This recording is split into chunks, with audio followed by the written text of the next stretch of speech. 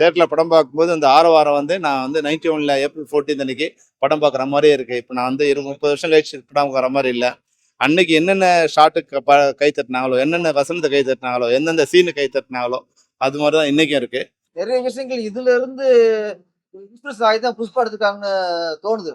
நிறைய விஷயங்கள் சங்க கட்ட கடத்தல் பண்றது, இந்த ஹார்ஸ் ஃபைட்டு எல்லாம் பார்க்கும்போது புஷ்பா படத்துக்கு இந்த கேப்டன் பிரபாகரன் தான் இன்ஸ்பிரேஷன்.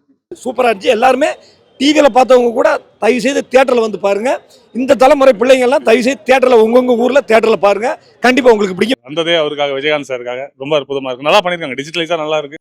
கேப்டன் ஃபைட்னு எப்பவுமே மாஸ் தான். அது இதுவரை பிறந்து தான் வரணும். அவரே பிறந்து வந்து ஃபைட் போட்டதான் உண்டு.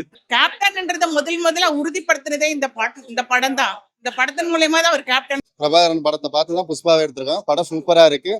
அந்த லாகிங்கு, அந்த டெக்னீஷியன் சூப்பரா பண்ணிருக்காங்க. நல்லா என்ஜாய் பண்ணி பார்க்க நல்லா இருக்கு.